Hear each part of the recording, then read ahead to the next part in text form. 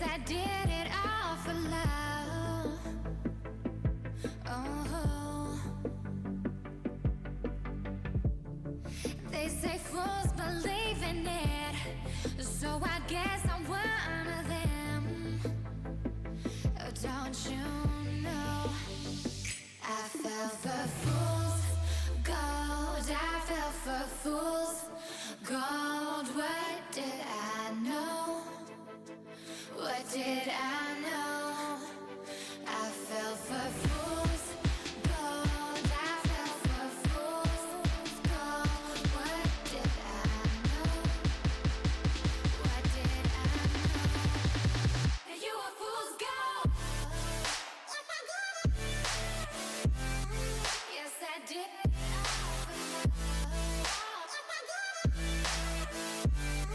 Yes, I did.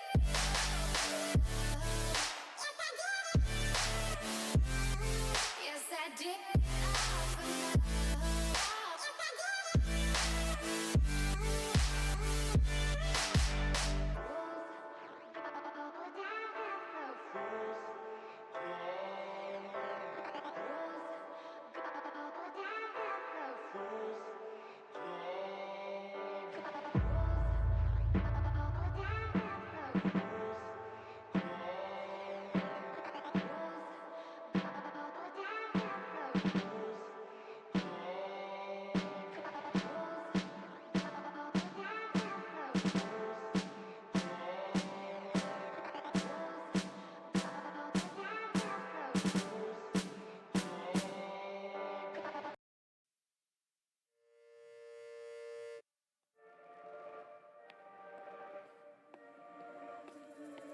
Looks like we've come to the end of the road. There's no point in running away now. I'd rather sleep until the storm is gone. She'd rather be shooting at me now. I know it will end up in anger. I don't think we grew up, we just became older. She's aiming her words, ready to fire. I don't think that bullets will bring back desire. I don't think that bullets will bring back desire. I don't think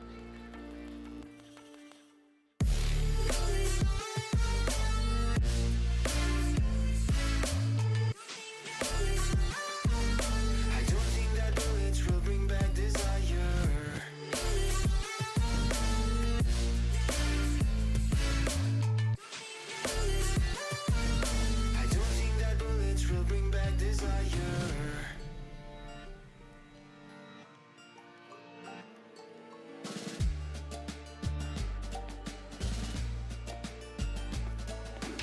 Looks like a blink of an eye's not enough. She'd rather be staying for days now. I'd rather fix it than mess up again. She'd rather be burning it all now. I know it will end up in anger. I don't think we grew up, we just became older. She's aiming her words, ready to fire. I don't think that bullets will bring back desire. Welcome, everybody. This is Wartburg Esports. Tonight, we got a Mario Kart playoff match, the first of the playoffs, against St. Xavier, the semifinals match. The winner of this does go on to the championship game. So, well, it's the first for Wartburg. Wartburg had a bye in the first week. So, yeah, we'll be hopping into it here pretty soon. Both teams kind of getting the lobby figured out, getting everything situated, and should be connecting here in just a few moments. And I'm joined here with Chris. Yep. And I think we should have one other caster for at least the first game of this series. You can see up there next to the team's logos, you got our standard graphic with the two team scores and the difference in between. And right next to that, I made a little thing, so that's going to keep track of the team scores over the course of this. It's the best of 3. Yes, best of 3 tonight, which is different from all the regular season games. So if you've been keeping track of those games in the past, it has just been 12 races and then done. Now it will be a best of 3 of those 12 races. So a lot more racing to be going on tonight. So should be pretty exciting. And now in the past, it was possible that the last race or two could just not matter if one team had a big enough lead. But now, even if one team runs away with one war, as they call it, they could come back and win the next 2 wars. So a lot more karting to happen. Chris, do you know what the ruling ended up being for if races reset or not? I think it's what the teams want. Okay. I think it's up to what the teams choose. And I know I saw Lewis and Clark saying in the Discord server that they probably were going to end up resetting. My thought was, well, if they win game 1, you want to reset after that. But if you lose game 2, I think you try to just keep it. I think it'd be interesting to not reset after the second game if it goes to a third, because then it's completely different, and everything will be changed. Because I think a reset into the first game makes sense. It's a full. You want to do it again, and it all makes sense. But I think going into the third war, going to the third war with a specific, with a shorter amount of tracks, I think that's more interesting. And honestly, I think it could play pretty well. This team's really good for Wartburg here. So I don't know. It's all up to them naturally, but it'll be interesting to see what they choose. Yeah, because the not resetting the track list, you definitely the better racers should end up winning, because you can't get really good at specific courses and just hope that you get those picks and they carry you through everything. If they're not resetting, you're going to play on so many different tracks that you just need to have great racing fundamentals rather than memorizing specific patterns within the tracks. Yeah. So it definitely makes for some more interesting Mario Kart. Not sure what St. Xavier is planning on doing. I'm not sure what Wartburg is planning on doing either. I believe Wartburg actually wants to not reset. Did you say that? I thought I Wartburg does saw want to? originally, at least from Lewis and Clark, that they wanted to reset. Well, we will find out. It also, because I honestly, I don't know how it entails the reset. I don't know if it's just like loser picks or. Yeah, not sure like how it's decided fully. But my thought is, I would go into this trusting that we are the more practiced team, because all these schools are new to the league here this semester, and I believe that we've been working the hardest, we've been practicing the most, and the practice should pay off more by knowing more courses. So, but it's up to the team to decide. I'll leave that up to them. I believe we have a rules check going on right now to see what that ruling is indeed for that track reset. Either way, though, Wartburg is the higher seed. Wartburg is the number 1 seed, actually, going into this entire playoff bracket. Yeah, I think I might be able to pull that up real quick. Make sure it's downloaded or anything. But yeah, the top seed in the bracket, winner of this game will be going on to face John Brown University as they moved on to the finals via a forfeit, from DePaul. So it'll just be interesting to see how, how that turns out. Yeah, unfortunate circumstances. You never love to see a team forfeit. You always want the teams to be able to play it out. But yeah, unforeseen circumstances. I believe there was some scheduling issues, and one team was just not able to make that game day work. So a forfeit it was. And now JBU awaits the winner of tonight's match in the championship game, which is scheduled to be TBD. So stay tuned for that and exactly when that game will be scheduled for. But that will also be a best of 3, same exact rule set as tonight.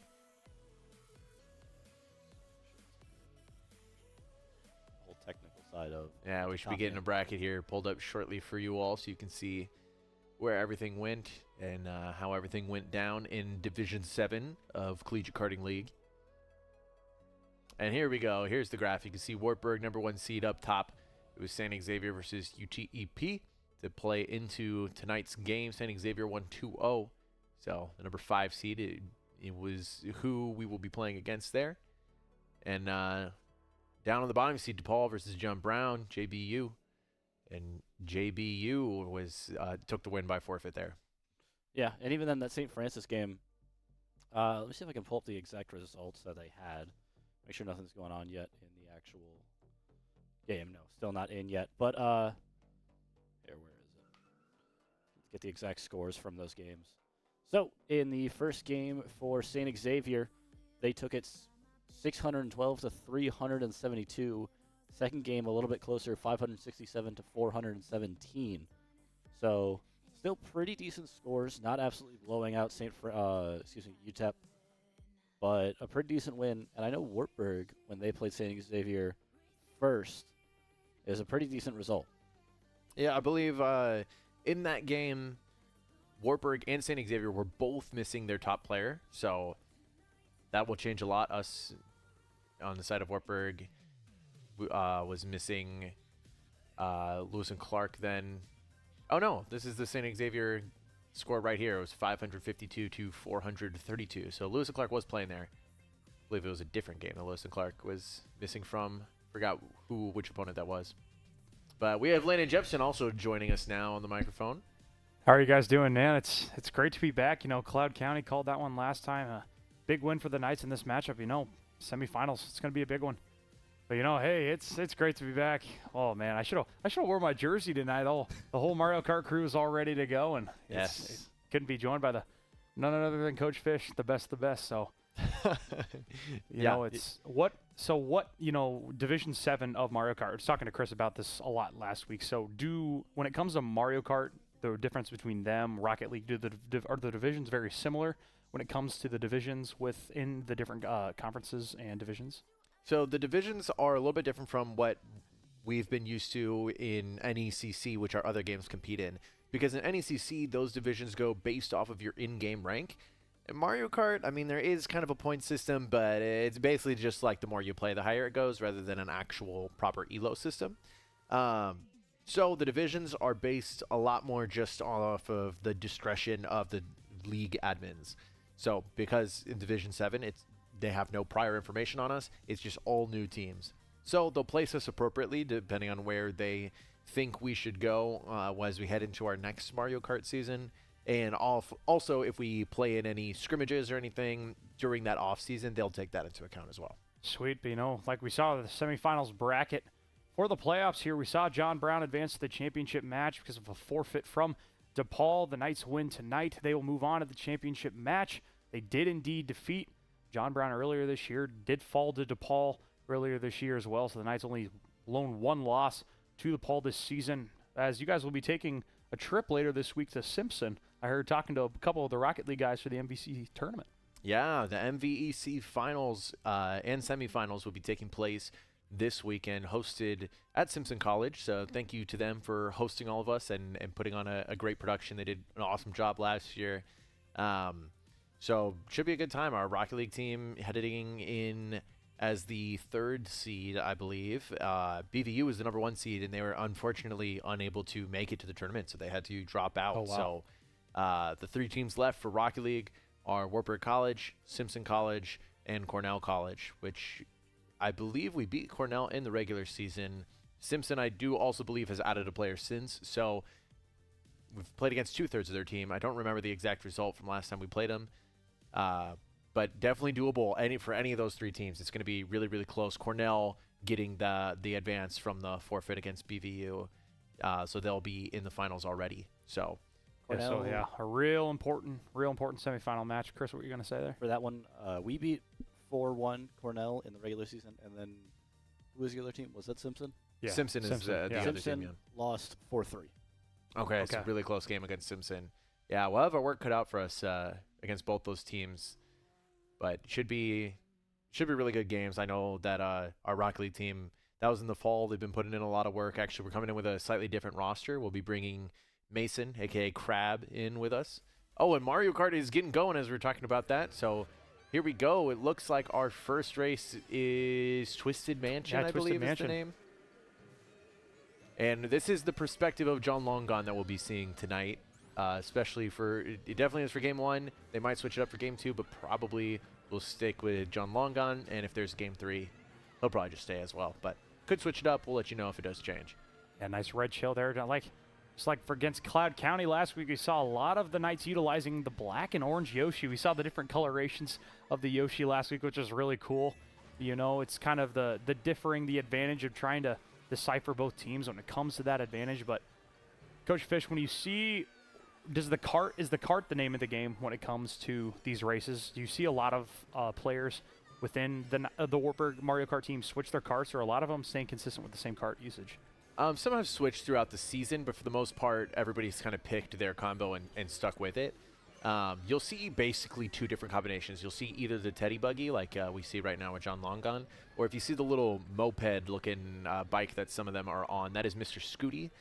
Basically, the only difference is the Teddy Buggy has 1 more point in speed, where Mr. Scooty has 1 more point in Mini Turbo, which Mini Turbo is that little boost you get after drifting. When you see those sparks on your tires, you get a little boost after you finish drifting. That's the hidden stat in Mario Kart called Mini Turbo, and the stat affects how fast that builds up, how fast that boost makes you go, and how long the boost lasts. So because it affects all 3 of those things, it is usually agreed to be the most important stat in the game. Wow. It's just a whole nother level of Mario Kart when you got the head coach in here, as well as, getting a lot of assistance from Chris last week too. It's a whole nother ball game. I did a lot of Rocket League last year with Electric Step, G-Man Little, and Lewis and Clark as both on the Rocket League squad, as well as the captain of the Mario Kart team as well. So, double managing, it's great what he's doing there. Yeah, being able to play on 2 squads is really impressive. I love when we have those players who kind of excel at multiple games. There's kind of like a dual sport athlete, It's always impressive. And we see the end of that race now. John Longon going to take 10th. We see the overall placing. Berg Cookie taking 1st, but St. Xavier going to take 2nd, 3rd, and 4th. Yeah, tough start for the Knights there. We see 1, 4, and 5 there for the Knights. No, 1, 5, and 6, pardon me, and 2, 3, 4 for St. Xavier in that first round. As Chris does his calculations there over here, we're going to get things rolling here, but the really close match of just a difference of 4 points. St. Xavier leading 43-39. Close, and looks like Moo Moo Meadows is going to get selected as well for one of the maps. We saw that map to utilize well, and the Knights really perform well. Yeah, the Knights love their Moo Moo Meadows. They love those cows. You know it best. It's the best thing about the Mies. He looks like we got Peter Griffin up there. It looks like, and yeah, John Longon rocking the SpongeBob. I know one of those is supposed to be Minecraft Steve. I think that's Lewis and Clark's pick. Oh, I okay, see it now. Yeah, okay. I see it. But as we head here, St. Xavier Blokett with 12, St. Xavier Soda with 9, Lewis with 7, J Coop with 2 for the Knights, St. Xavier PD with 10. So really close matchup here after the first race. But moving on to Moo Moo Meadows.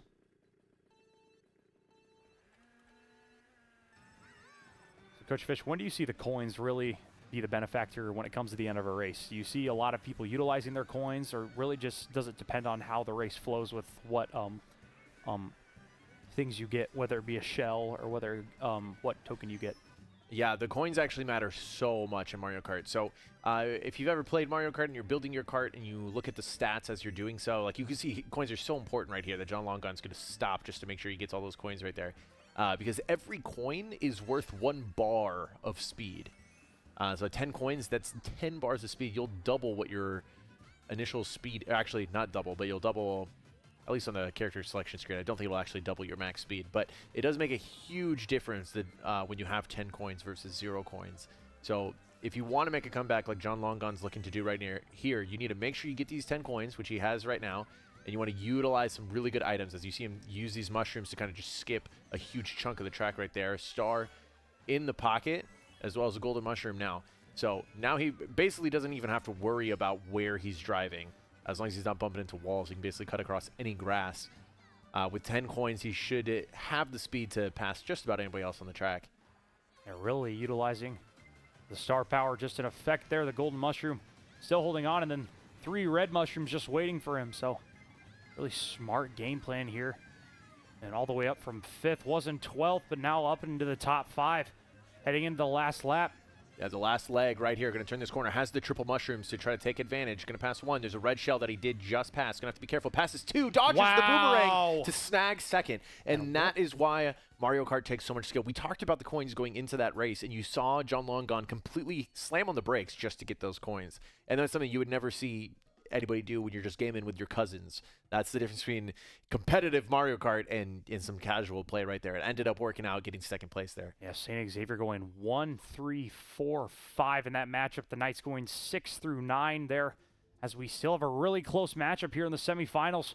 St. Xavier increases their lead by 8 now, leading 88-76. So Man, going into the third race, this should be a good one, Coach Fish. Yeah, you hate to see that happen too on Moo Meadows, a track that Wartburg generally loves, but I think everybody loves it, so it's kind of one of those fan favorites. So it's good for you, but it's also good for them. Now, if Neo Bowser City was Wartburg's pick there, and that is a track I think Wartburg always excels on that other teams do not.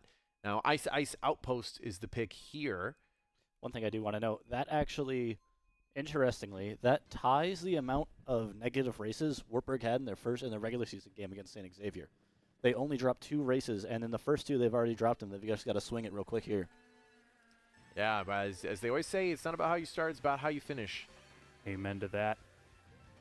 Nights out. Hot early here. Red Mushroom utilizing. No, do you see a lot of shortcuts being utilized in the different maps, or is it really a lot of the mushrooms, the golden mushrooms, the bullet bills, them being utilized throughout the game? Yeah, the racing lines that you take, as you see John Longun right now utilizing a shortcut, the racing lines matter so much, actually. If you can save a second in time in this game, that's massive. That is so massive in a racing game. So the lines matter so much. Even just the way you attempt to drift around a corner can change whether you get just the first level of mini turbo or the second or even the third, the ultra mini turbo. That can change so much. And the mini turbo, as we said, one of the most important stats in the game when it comes to this high level competitive racing. You see the utilization of that double ramp off the side again. Past a couple of carts in that last matchup. Red Shell on the wow and saves it with the banana. What a save there. You know, do you see, is it just quick reaction time when the utilization of the banana comes into effect when they get it, or is it sometimes the luck of the draw when you get that prize? Usually you try to save at least one item that can block for defense, especially when you're in this position right now, because this is a team game. You can see Berg Lukey up there in first place. John Longon doesn't need to use anything aggressively. He just needs to play defense. He's the shield for all red shells between him and Lukey up there. So just trying to play defense as much as I can. But now it looks like Wartburg might have third place. So John Longon has a red shell in the pocket. That mushroom is going to get stolen by the ghost, though. So now the defense is still on track.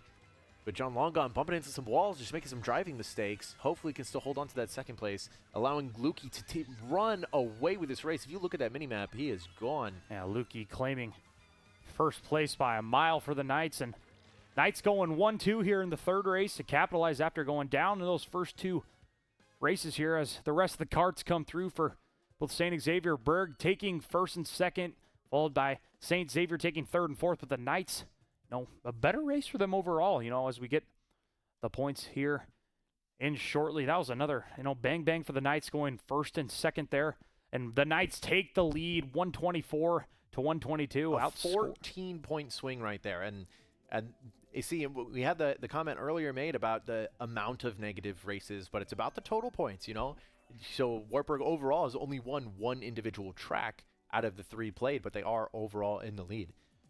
Neo Bowser City being selected, and I think that's, what's that other map? Is that one of the tour tracks? Yeah, I'm not sure which one Madrid? that is. But no, Neo Bowser City is the track. Collected. This should be huge for Wartburg if they can really launch this lead forward even more. That'll be huge. Yeah. And we saw in that last race how important having both first and second is, which is great for a team game. You can't just have one star player run away with it every single time. I mean, you can, but having first and second, having that 1-2 punch really helps. And now we will probably see Lewis and Clark perform very well on this track. This is his favorite track. He's put so many hours, already taking the lead right here. See 3 Wartburg members. Ooh, and now trailing when you're right next to your teammates is really scary. Trailing is what they call it when you just have that item right behind you, because you could accidentally bump one of your teammates, which is what you don't want to do. And we see John Longun now trying to just box out these other racers to keep first and second place for Jay Coop and Lewis and Clark, but falls off the edge there on a not usually a place where people fall off. There's not really something that caused that. I mean, there's a little bit of bumping going on, but just tried to take the turn a little bit too tight. Yeah, tough break for the Knights there, St. Xavier in the backpack of the race here, it looks like, but no, going into the second lap here, it's really got to utilize times. The ghost being used there. Passing, great timing, pass through all those green shells.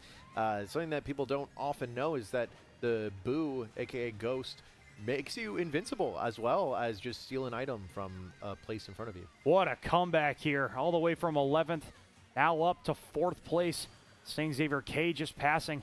And going to be able to use some mushrooms on the shortcut here, but gets starred out of there. Great recovery there going into the 3rd lap. Big lap. Only 3 coins, though, here right now with John Long gone. But, man, I'm not sure who's in first on the side of Wartburg, but they are running away with it. They are I believe cooking. it is Lewis and Clark who was up there in first. So that first place, that blue shell's going to knock. So maybe Lewis and Clark or Lukey there in first place, but slows down, and St. Xavier PD right behind the Knights in first place. But what a comeback here. 5 coins. St. Xavier K up on the Knights here. 3 mushrooms. Going to be huge in the end of this race here. Yeah, might be able to snag him one more placement, but uses the mushrooms too early and bumps into the wall. Not going to snag a placement there. Takes 4th place. A great recovery and a little mishap there, right, with the utilization of the mushrooms there. But Berg Lewis finishing in first. St. Xavier 2nd and 3rd. Let me see. Knights finishing in 4th as well. So should be another close one here. Man, these are as close as you can get. This is some great Mario Kart to watch. Knights should be most likely in the lead after this one, but a very close. St. Xavier taking 2nd and 3rd in that one. The Knights now lead by 12, improving their difference. 170 to 158 here after the 4th race, and you know, it's crazy. It's crazy how fast things can change in this game, Coach Fish. Absolutely, absolutely. And 2 more fan favorite tracks being voted for here, both in Daisy Cruiser and Waluigi Stadium.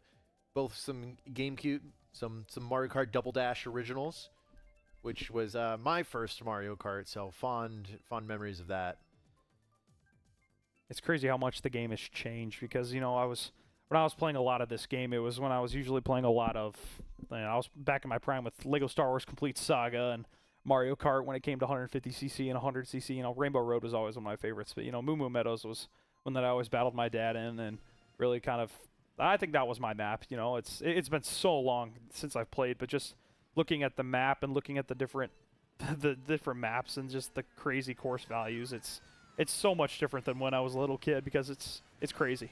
Yeah, so different, so different. I remember when I was a kid just playing Rainbow Road, the first time I played the whole track without falling off a single time, and that was like I was on top of the world. I was going to break some world records there. There's an interesting cut right here where you can actually just drive on the dirt side of that wall without touching the mud, and you can still drive at full speed. Because we got Wario Stadium here, correct? Yes, or Waluigi Stadium. Waluigi Stadium, pardon Yeah, me. because there is a Wario Stadium that is a complete separate track. Yeah, the Knights really utilized that against Clyde County well last week. Really taking that shortcut to perfection there. And Wartburg going to take top 3, maybe even 4 spots right now. Now, Berg Lewis in second, Berg J. Coopin first currently. Knights 1, 2, 3 so far here early on in this race. So much more to be played.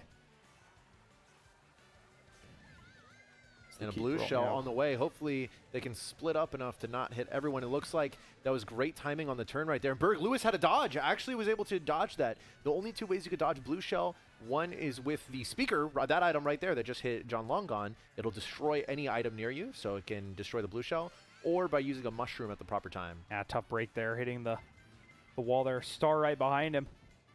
Hitting by a tire there, but yep, perfect timing for that Star to see if they can get back into this race. 9th place. Berg Squid in 8th here for the Knights. There is still another lap after this one, so still some work Plenty to be of done. time. Only 4 coins missing, all 3 of those coins, unfortunate. As you look here, gold.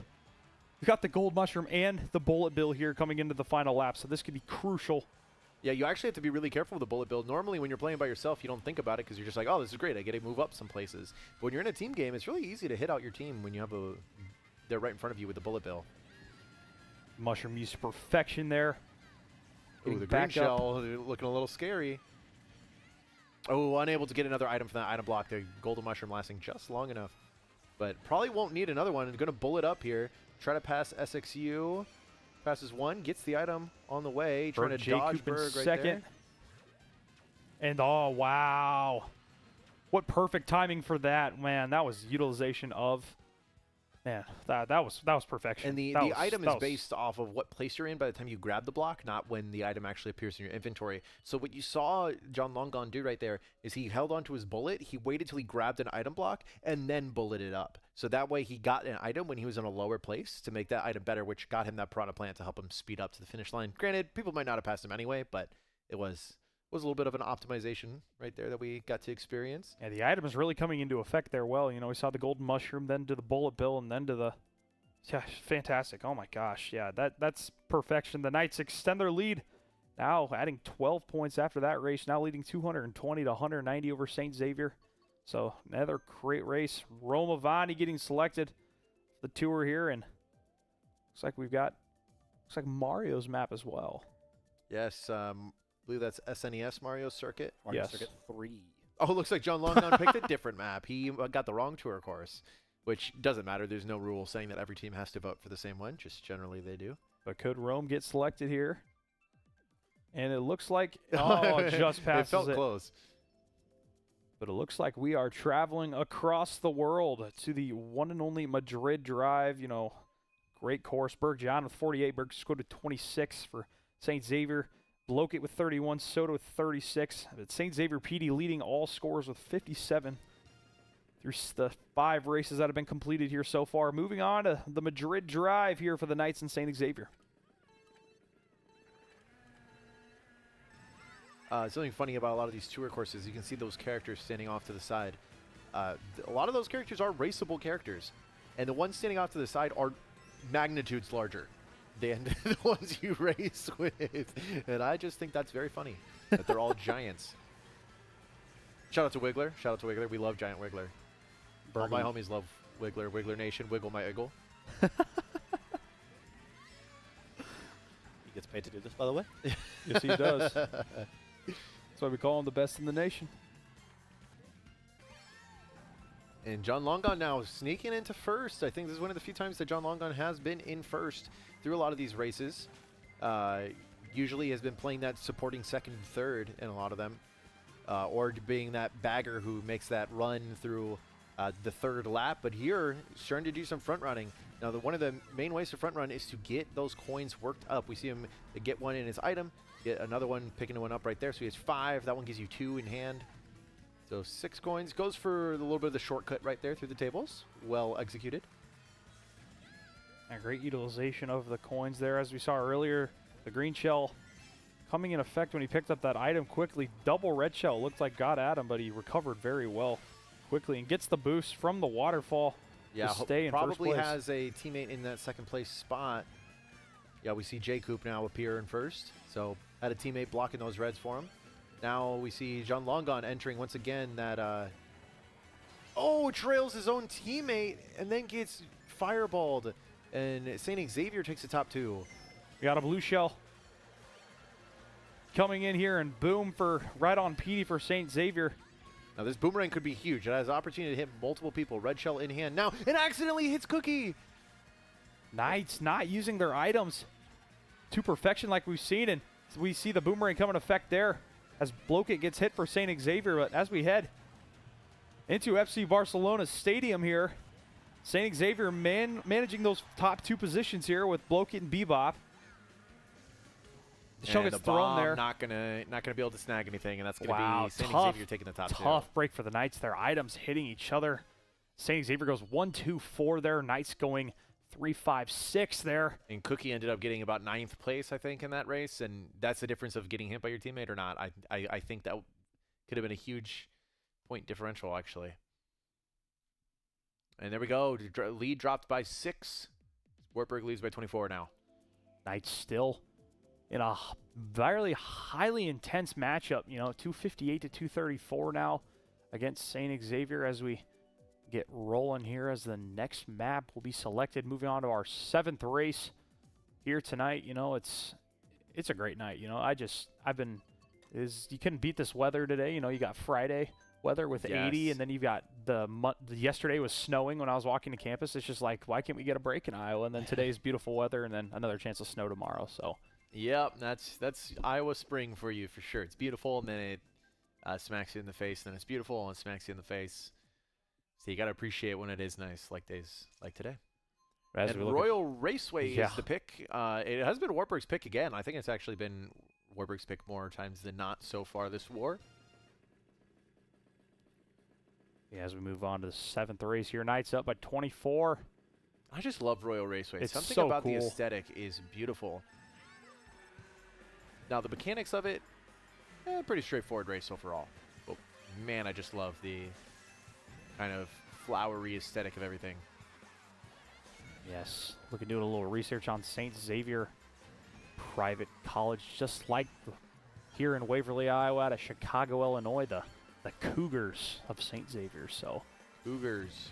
I have a few friends who actually go to St. Xavier. It's Really?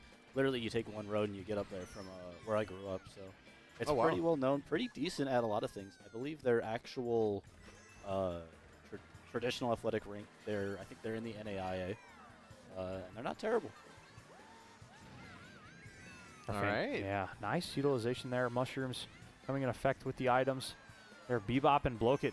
They're getting hit by the Knights there. Berg Jacob and Berg Squid up in first and second Knights. 1, 2, 3 here so far. 1, 2, 3, 4. Wow, 1, Well, 2, not 3, anymore. oh, Never now mind. Blokit St. coming Xavier in. appears out of nowhere with a speaker in hand.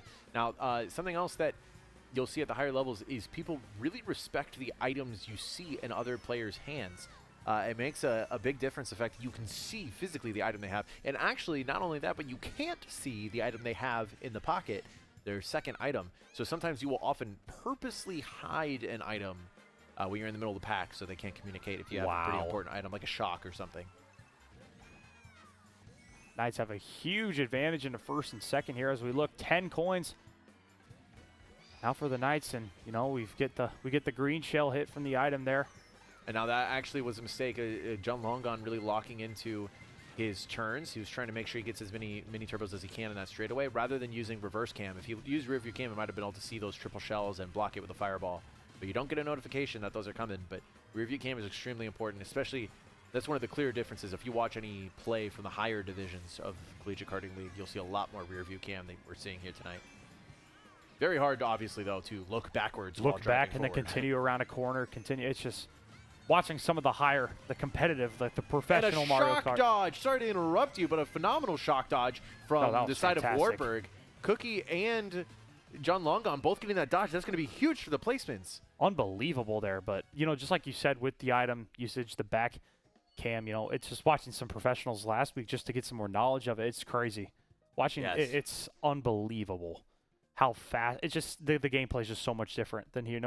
This is our first year, and the Knights have been fantastic all season long. And but the amount that they've gotten better watching this Yes. gameplay right now compared to our first week or two of competing is night and day difference. I'm really proud of these guys and gals, the amount of work they've put in. It's been really cool to see. Amen. The difference, Knights gained 12 points from that matchup, now leading 305 to 269 over the Cougars.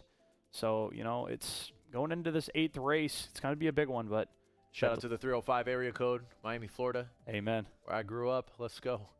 Another quick shout out I wanted to give, one that's been asked by the team quite a lot. Thank you to Emma's mom, quite literally in the chat. That's also the name, for being here for all our streams. Yeah. Has been requested quite often, so might as well finally say thank you.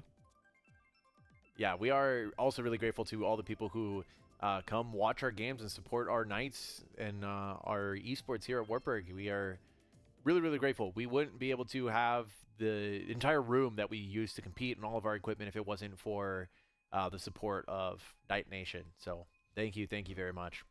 Roll Knights, baby, and experience more.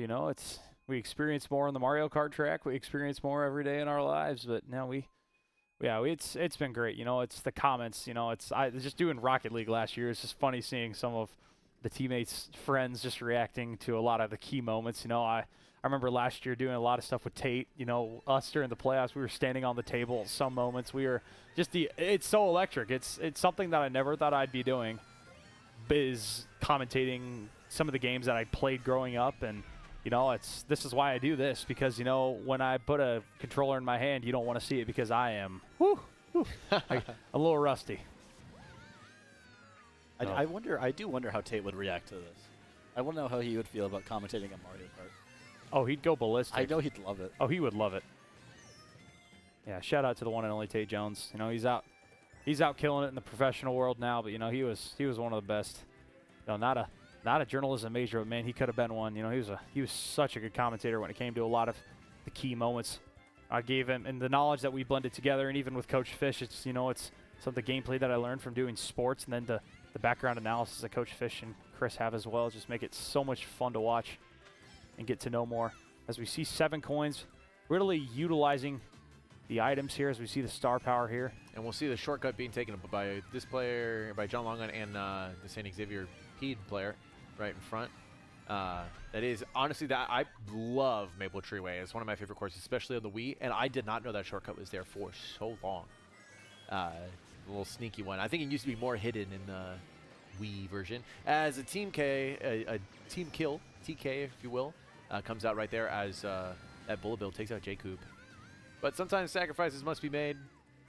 Can't dodge everybody with these bullet bills. Sometimes it is worth the placement that John Longon's receiving from getting that speed. That's the name of the game here. Oh, man. As he purposely lets a bunch of people pass him so he can, get shocked and not even get the items in the first place. Now, that's Tough actually break. really horrible luck. Davey stating 4. That might be a 12th place for John Longon now. He'll need to really work to get back up here. Able to take the shortcut, which that helps. Oh, a little bit of driving errors too. Slows down again to ensure getting the 12th place items. It's star right now. I bet he's just farming for a shock. Usually when you're in 12th place, that is the item to get. It is the best item in the game in the 6v6 format, because if you can get your team to dodge it and shock all the other opponents, it'll be huge. Now, the thing you don't want is blue shell when you have your teammates in first, which it looks like Wartburg does have first. Gonna throw it anyway. Wartburg, looks like St. Xavier just took the lead. That red Yoshi taking the lead right there, so well-timed blue shell. As we get the item invisible, the banana getting tossed real quick there. Triple Mushroom, Berg, J-Coop at 11th, so the Knights 11th and 12th here. John Long trying to recover, finishes in 10th here, so tough break for the Knights there. Try to use those items, but St. Xavier going 1, 2, 3, Knights going 4, 5, 6, 7, so really staying in the mix there, but top 3 positions for the Cougars Top there three, were that's really gonna be a crucial. A lot of points for sure. So we get these scores updated. Knights still leading by 36, 305 to 269. But yep, a 12-point swing there, 340 to 316 now. Knights still lead the Cougars here after the race here. But as we continue, with the banana tour, looks like it might get selected here as we keep on rolling on. But we're going to move up, go down. Yoshi Circuit getting selected as the chosen map here by the Knights. So we'll see what happens. And Rainbow Road on the other side is. It's crazy the difference between the Rainbow Road tracks. Do you see a lot of people racing the same way when it comes to a lot of the same tracks that have been variated in which, or is it basically a lot of the different gameplays when it comes to each track? It depends. There's usually different categories of tracks. Some tracks are better for front runners if they don't have a lot of shortcuts. Some tracks are better for shrooming if there's a lot of shortcuts that require mushrooms. You kind of want to be in the middle of that pack, so you get those mushrooms and speed up at the last second. And some are just complete bagging tracks. You want to have a star and bullet bill all the way in the back. Cheeseland is a prime example of a bagging track. This is a bagging track as well, which is why it was picked by the side of Wartburg. You can see it there. No clue who that is all the way back there, but quite literally turning around and just driving backwards to get better items. Works well on the Mario Kart track, but man, when you're taking driver's ed in Mario Kart, I don't think you're passing whatsoever. So, moving on here, the Knights bagging there with, you saw St. Xavier PD as well, Berg J-Coop and John Lung back for the Knights, but, we saw bagging be crucial against Cloud County last week. Knights really used it to their perfection last week in so many different ways, especially on Moo Moo Meadows, increasingly with a lot of the Knights being familiar and loving that map. We really saw the items come into effect there very readily. And so the reason this is such a good bagging track is because you want a bullet bill for a bullet extension. The way bullet bills are programmed in this game is they're programmed to never just turn you back into yourself in the middle of a turn. Otherwise, they might fling you off the side, and that would be to your detriment. So they're programmed that if they would normally end when you are on a turn, they'll just keep going till you finish the turn. If there's a series of turns, they'll just keep going through all those turns. So if you use the bullet bill the right place, just like this, it would normally end right there. But now it zigzags through all those turns. It did leave them off a little bit on a turn, but for the most part, it extended for almost a whole nother second there. So bullet bills either run out after a certain amount of time or after you pass 5 places. So unfortunately, back in 12th after getting hit by a bunch of items right after bulleting.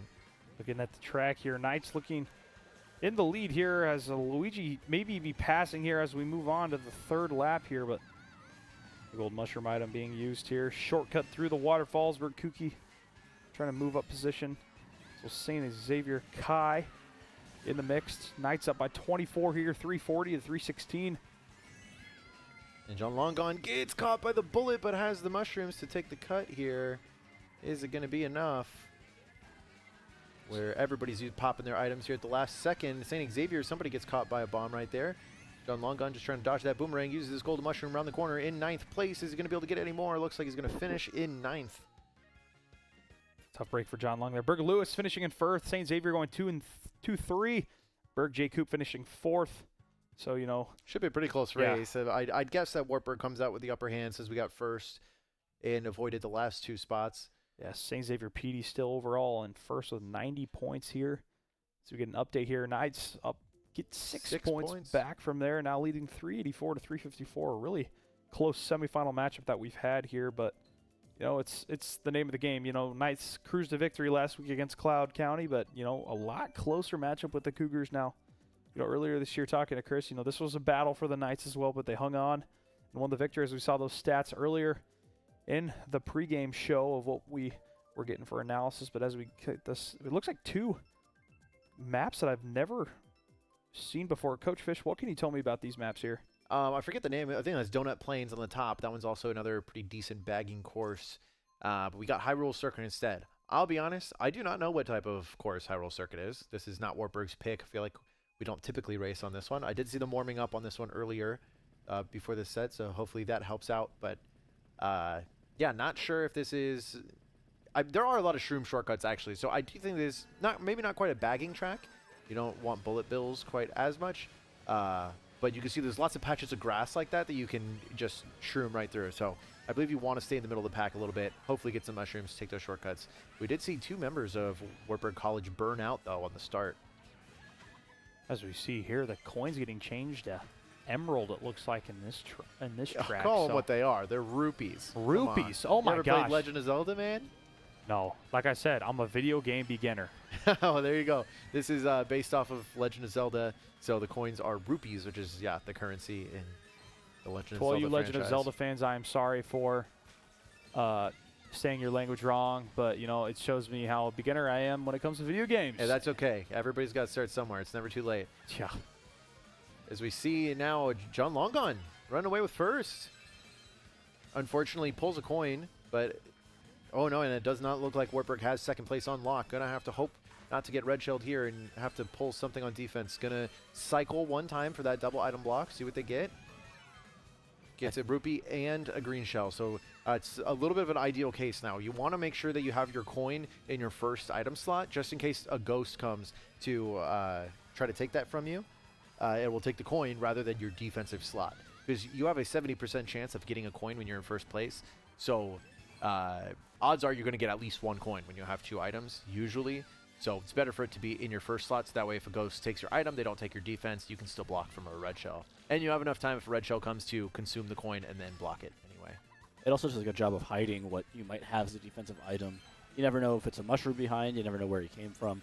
A horn, if it's dodging a blue shell. But even then, just even having a defensive item, sometimes showing a coin, or I guess rupee in this case, normally at first you're going to have a defensive item, but it's not a guarantee, and it does a good job of hiding it.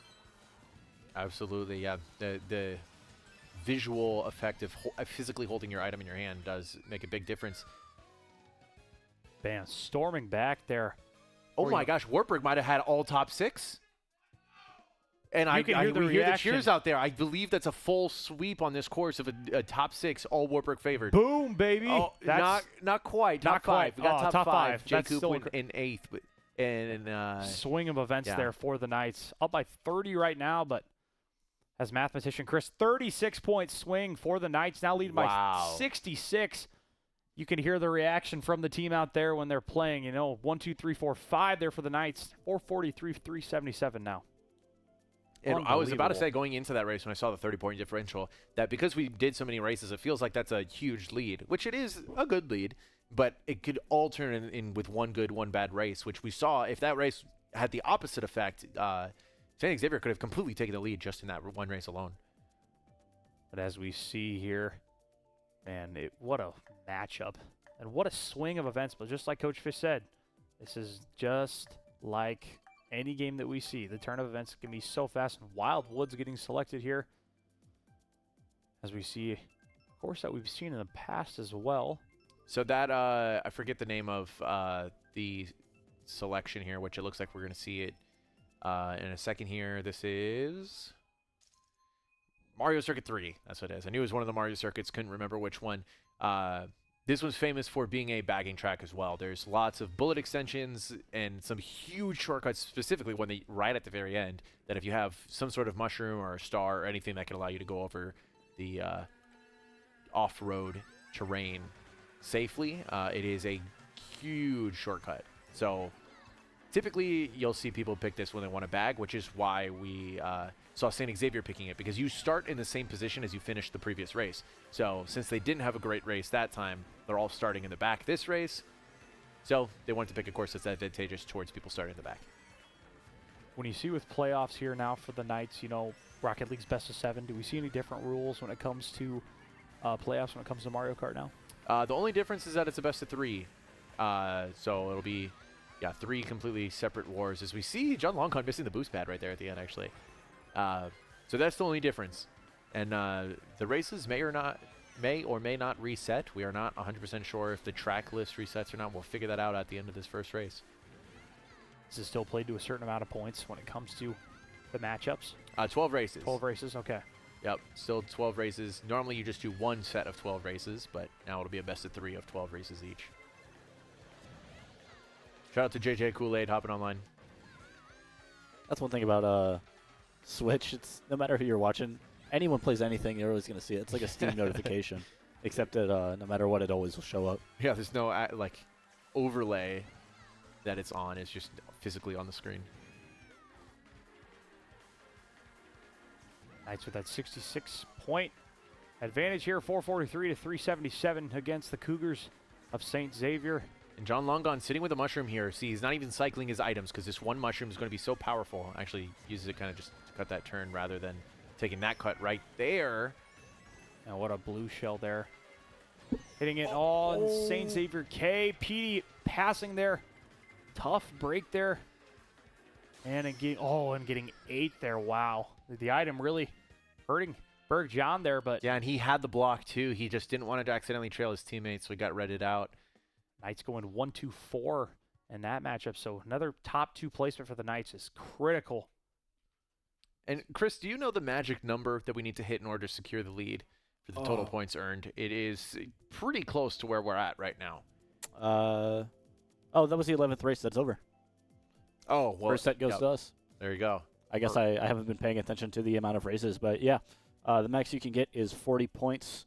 You see it there, the difference of 70. Wartburg is guaranteed at least a Game 1 victory. Dragon Driftway, the pick from Wartburg also. Yeah, any swing there for St. Xavier would have needed to be quite a large one, just given the fact that they were down 66. We're going to need to get at least 26 points and then a sweep afterwards to push it to an extra 4 races, as any overtime in a war is an extra 4 races just on top of things. As we get and that's guaranteed. Huh. Wow. So we get an update here. Berg Lewis taking the overall, leading now with 107. St. Xavier PD with 106 now. Both respected leaders for both teams here. So as we go into the final race here, Chris, what can you tell me about this map? So I think I mentioned this to you last time, and I know I heard it actually from Lewis and Clark. It was either Lewis and Clark or it was in here from Fish, where there's just a skip you can do without anything, without any extra boost, anything like that. We'll see it coming up right here. It's this corner right here. We saw one player go for it. You can drift on that corner and skip that whole turn. Oh, wow. I know Lewis and Clark has practiced it a lot. It usually is pretty consistent to hit if you practice it enough, but in the chaos of Mario Kart, nothing's easy. And because if anyone's near you, you just get, if you get slightly bumped, you'll be completely off course and you'll fall off the track actually. So it's really risky to go for when there are people around you. Moving into the second lap here. 486 to 416 advantage. Knights taking the best of 3 series game 1 in favor, and then we will reset and play And here's another. the skip. Oh, wow. Right there, To yeah. perfection. Yeah, that was beautifully executed by John Longon there. Does also have a blue shell in the pocket.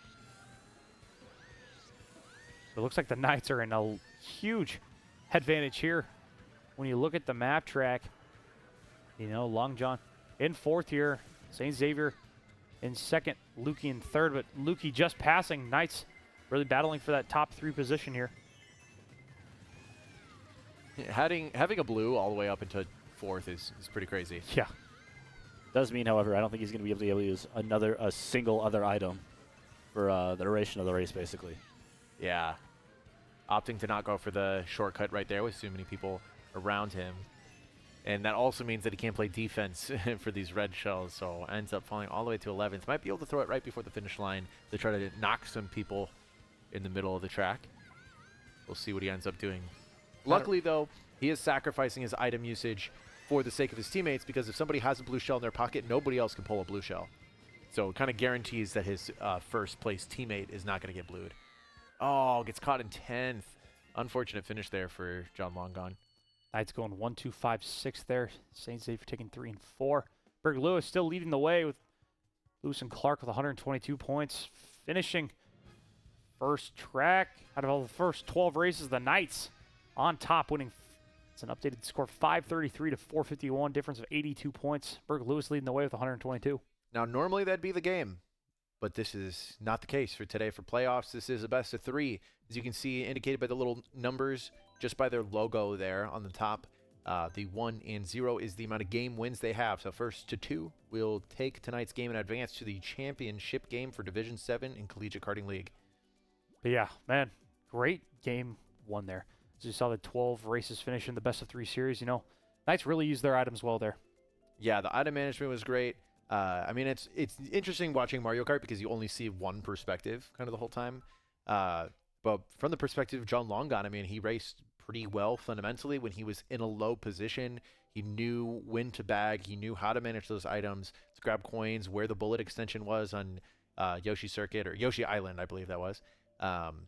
So, yeah, just great fundamental racing there from John Longon. You saw kind of all the different emotions of Mario Kart. So, yeah, very, very fun to watch. I mean, Lewis and Clark also raced phenomenally, taking first place overall there. That's what we need him to do. He is our best racer. We need him to perform like that. And he wasn't quite able to pull that off in the first 2 races. I mean, in Mario Kart, sometimes it's just not your race. You know, even if you're trying to race well, you're getting hit by those items, but was able to pick it up in the rest of the races, and that really showed in the final result there.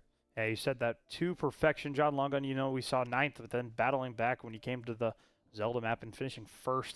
Then, you know, saw probably the moment of all 12 races is when the Knights went 1, 2, 3, 4, 5 in that race to really solidify their advantage. But yeah, winning game series 1, 533 to 451 against the Cougars of St. Xavier. So I will sadly be leaving us probably 2 races in or so. I've got to go play some volleyball. Season's on the line, and you know, I gotta save the team tonight. Yes, sir. Yes, sir. But you know, it's been great. You know, Coach Fish is gonna leave you guys in a great place to end. You'll probably get some of the players in here, depending on the outcome of these final 2 games.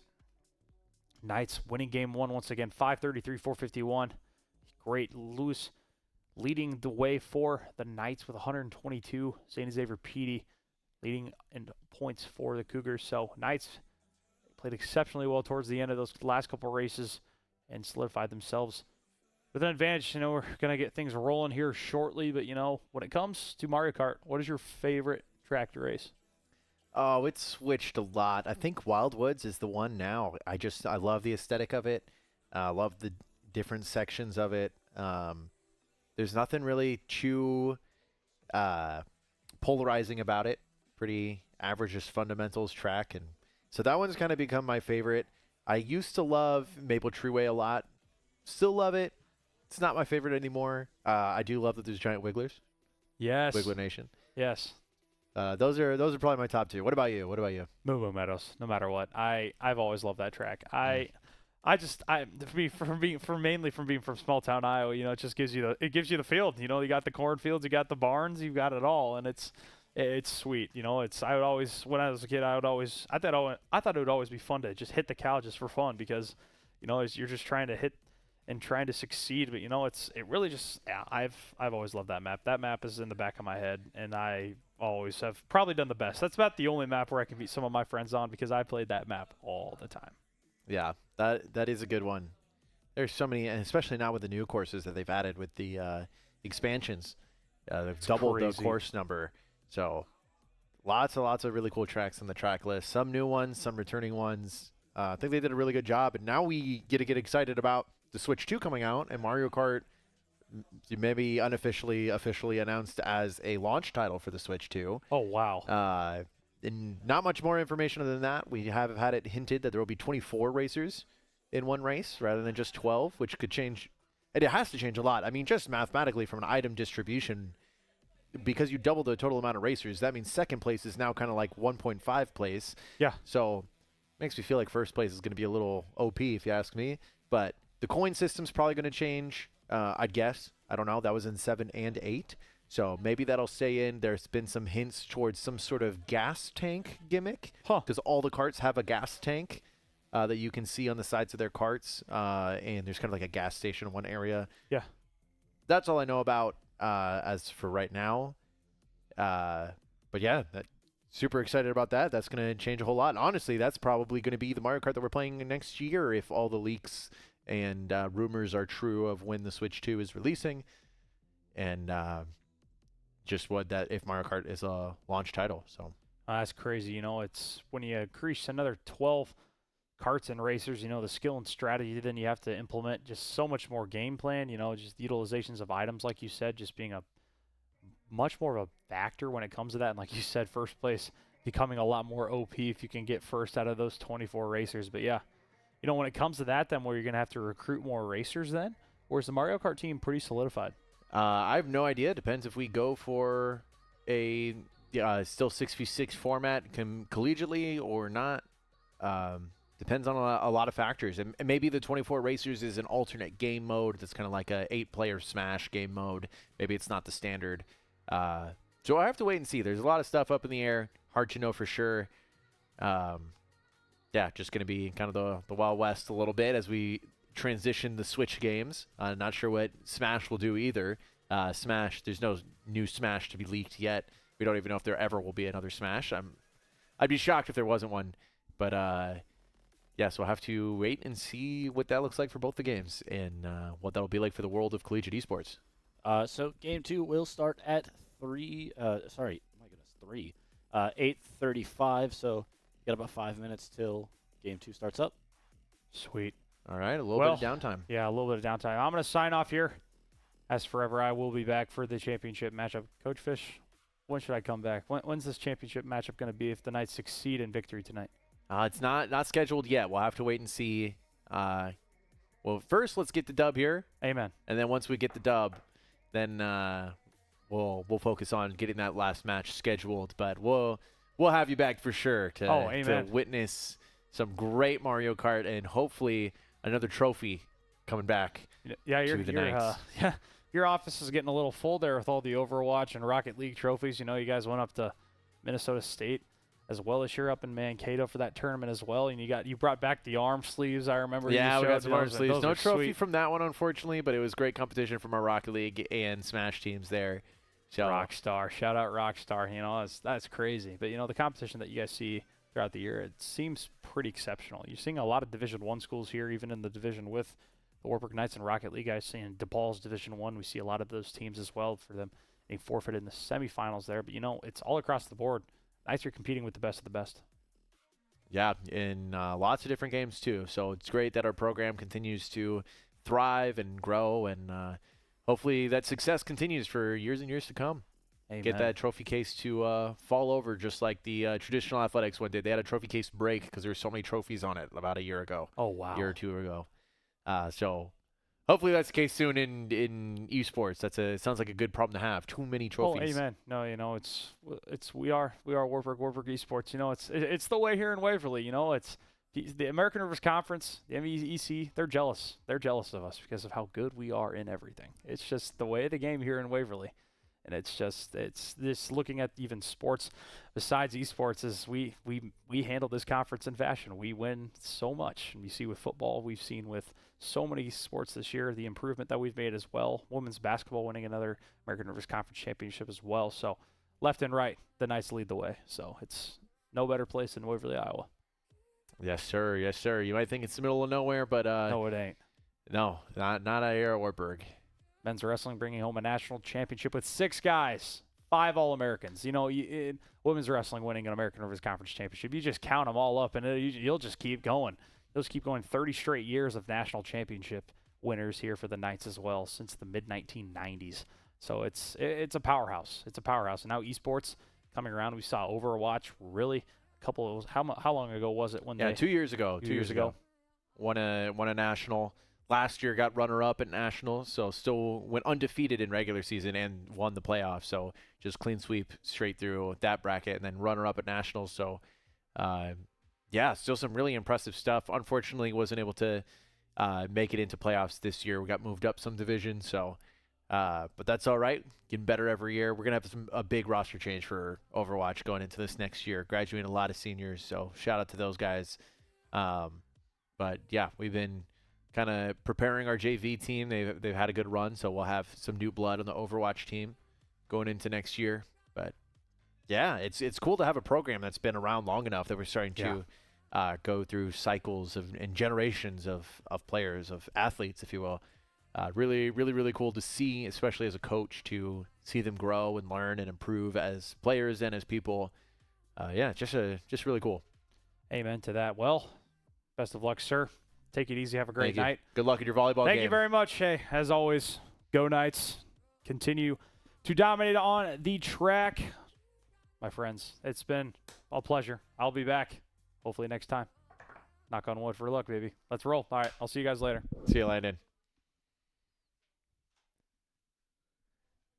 And yeah, now we wait a few more minutes, about 3 minutes until we head into the next match here. Lots more karting to do. I mean, this could go all the way to a game 3, so lots more Mario Karting all around. Good thing they get a little bit of a break, drink some water, maybe run to the bathroom if they gotta. Kind of like halftime. I guess maybe a little bit more like this is hockey. We got the 3 periods. Well, technically, it is kind of like halftime, and then the last game's overtime. Yeah. So, Imagine if overtime was a whole other half instead of a quarter, which actually isn't too far off from most. It depends. Well, at least in hockey, before they implemented the 3-on-3, I guess still in the playoffs, it is just a whole period for hockey. So, I guess I'm wrong in that. I was, though. Back to the thing I said about the actual overtime in terms of the games themselves. So it's a full Grand Prix of 4 races where it's the same like rule where it's you can't go back and select the same courses. But if things are still tied somehow after those 4 races, it's just a 1 race. It's a 1 race until there's a winner. Okay. So a little bit like a sudden death. Yeah. Which I think is actually really interesting that it doesn't go straight into that. It's more you play a whole nother third of the game, and then it's win or lose, no matter what. Yeah, I wonder if they do that to make it a little bit more fair for course selection and the way that bagging tracks might matter more than front-running tracks and starting position. So that way it could be a little bit more fair over the course of 4 tracks. But, I mean, if it's gone all the way to overtime, then it seems pretty fair in terms of the skill of players at that point. Yeah, you've already had time to kind of make a decision. But I love hearing about the different ways that different sports and games do overtime rules, mostly because I hate the way the NFL does, and everybody hates the way the NFL does it. They've changed it a lot in the past few years, but it used to just be horrible. The fact that you could just receive the ball, kick a field goal, and you're done, that was horrible. So glad that that's not the rule anymore. So I also have gripes with a lot of the rules of the NFL. Still could be a little better. It shouldn't just be I do think the way, at least it was in college, where it's just from the 25, I think it was 25 or 35. Yeah, you just college go. does it incredibly. College does it so well. So Either that or just have it be a whole nother quarter. There's no point in playing a little bit yeah, and then first touchdown wins. yeah, that's true. It should just be back and forth, back and forth, back and forth. That way, defense and offense are weighed equally, which should always be the case. I mean, they're literally the other half of your team. They are completely different rosters. So I think it is silly how much offense matters in the NFL when it comes to overtime. As a Bears fan, it also hurts me because they're kind of the whole Yeah. brand is defense all the time. Not this year. Yeah. hopefully. So the fact that it goes into just one-off Grand Prix, it really has me curious what the furthest a game has gone. Yeah, I wonder if there's anybody watching who's from the Collegiate Karting League. If you have the history and the stats, we'd love to know what the record is for overtime because it feels kind of difficult to do, actually. It would be fair. I think we've had a total of like maybe 3 races that have ever been tied. I mean, I can literally go through and check that. I see one against Cloud County that was a draw. None against St. Xavier in the regular season. None against Hendricks. I think we had one race that was a draw in the entirety of the regular season. Yeah, that is wild. That is actually wild. So, I mean, you always need to have these rules in place, obviously, because could go to overtime. But anyway, it looks like, first of all, it looks like courses reset. The track list reset as we went into I round asked 2. Lewis and Clark, and he said, so it is a voting system. I don't know what the votes are based off of. It was just team and team. You would assume the teams would agree as one front. But, yeah, a reset agreed. So we're going to see all the same tracks, potentially, if they choose and are selected. And the first race of the second war here. And we still are watching John Longon's perspective here once again on this round 2 of today's playoff match. For those of you just tuning in, Wartburg took the first war. I was going to say pretty handedly, but it wasn't really much of a runaway until the end. It was pretty close the whole time, and then there was a top 5 from Wartburg on one track. I don't remember which track it was, actually. I am getting a word from the chat. First, thank you to everyone who is participating in the chat for this event. One word from Le Bob. There was once an 18-race war outside of the actual CKL season, but 18 races is kind of absurd. 18 races. Like total or 18 races in overtime? 18 races in total. Oh, in total. Okay. Because 18 races in overtime. Oh, my gosh. But yeah, 18 races in total. That's a lot of Mario Kart just for one war. Just a little bit. In a game that's supposed to be so random, yet it can be so evenly matched. Yeah, that means for at least. So you went through the whole 12 tied, then the final 4 tied, and then at least one more race tied. Yeah. Well, we're going to see a whole lot of Mario Karting tonight as well, as we're guaranteed at least 24 courses.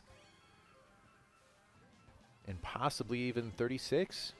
John Longon gets the triple shrooms, 8 coins in counting, in 7th place on entering lap 3 here. Going to try to make a run, slowing down a little bit as to not run into anybody trailing some items. Gets some space, gets that draft, and uses those mushrooms to cruise into 3rd place. Gets a boomerang now. Rang super important, tries to take out Pete there, does get the hit there. Going to pull himself into 2nd, backs the boomerang, gets the double block, so that boomerang's not coming back to him. Triple mushrooms in 4th, we'll take that. Not a great shortcut, but gets shocked out. Not sure who dodged there. It looks like Berg Cookie must have got a dodge, as Berg Cookie pulls into 2nd. John Longon going to end in 4th there. SXU picking up 1st place. You see the Rosalina up there.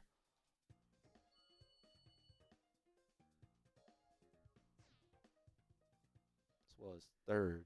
St. Xavier probably coming out on top there. We'll see the point spread here. Yeah, 10, 11, 12 for Wartburg in that first one. -16. Not great. So we have a little bit of a signal error here from the capture card. Might have gotten bumped, or it looks like there's been a technical error altogether. Does it look like everybody disconnected out there, or just John Long gone? Can you tell? I think it's actually just John Long gone. Oh, well, it happened at a good time. Hopefully, you can just reconnect, and we have track of the scores, so that is helpful. And even if it comes to it, spectating, so it's going to be a bot in place of John Long gone for one race.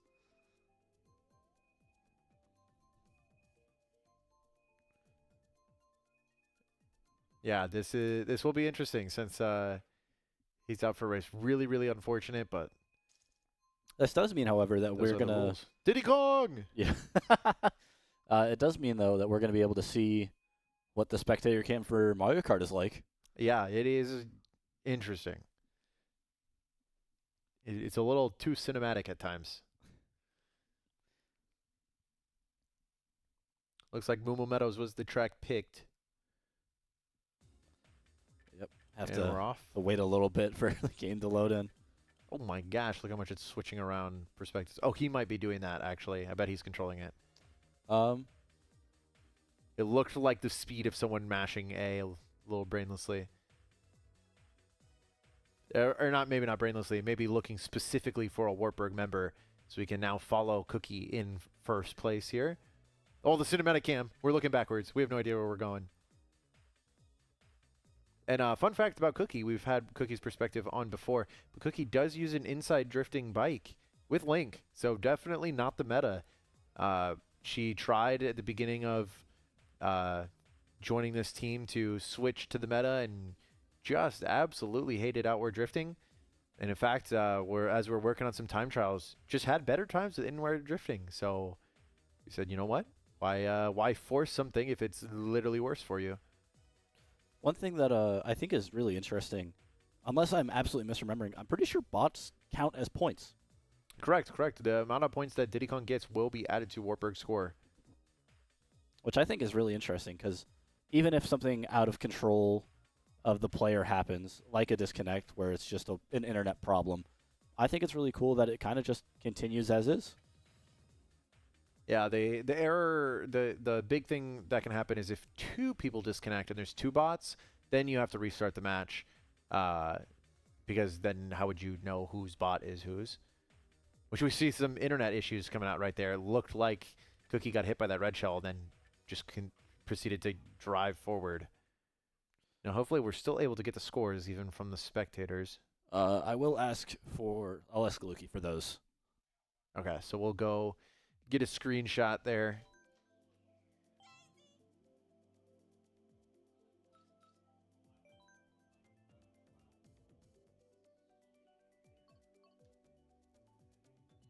Yeah, it doesn't sound like it was too great. I mean, Cookie taking, or somebody got first.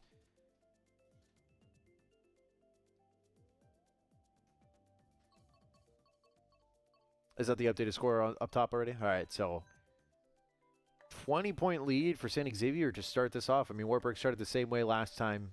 First two races not being ideal. That one should be correct. It's kind of hard to tell again with spectator. It doesn't show you the final standings, but we'll know definitely after this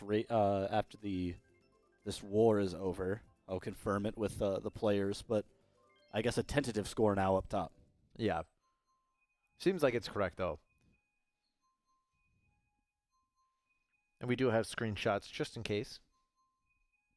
That's one thing about the CKL is they always try to make sure absolutely that things are correct in terms of the scorekeeping. I know almost every one of our players takes screenshots. Sometimes they'll clip it, in fact, to make sure because it goes back in time to record things.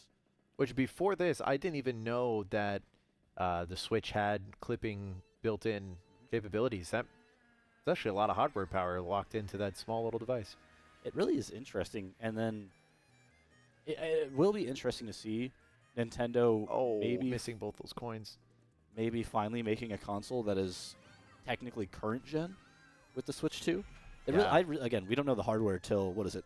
Is it tomorrow or 2 days from now? I'm not 100% sure. I kind of think it's 2 days from now. For some reason, I believe it's April 2nd. I think that sounds correct. But that's also because in Rivals of Aether 2, the new character is released on April 2nd, so that's the date in my mind. A very interesting emote for Rivals is dropped right now, Marvel Rivals. the Venom emote. Yes. The fake Rivals game. Just kidding. That's definitely the more popular one. Rivals of Ether came first, though. That's always Rivals in my heart. See, John Longon bagging, paying off. 10 coins now with Golden Mushroom and Trips in the bag. Able to take the shortcut here once again, too. So that's going to be big.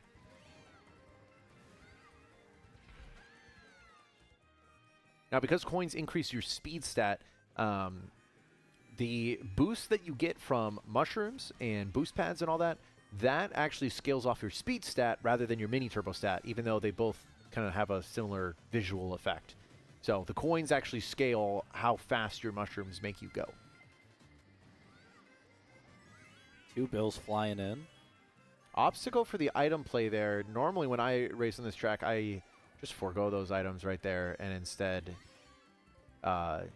just take a little bit of a tighter turn. But those items seem to be paying off right there. The triple green's going to hit out somebody, make them fall off too. And now triple red's going to at least knock somebody down a few places. Oh, that was lap 2. Never mind. I was thinking that was lap 3. Still, 2 more reds to work with. John Longon going to have to be careful not to hit out a teammate. Luckily, there's this huge straightaway right here where you can pretty easily tell who's in front of you. Going to launch 1. And launches another, just gets rid of that one. Now triple mushrooms here. Still 8th, 7th place in the middle of the pack, fighting back and forth. Shout out to Mega Wiggler. Lucia flying in. There's a Wartburg Yoshi up in front.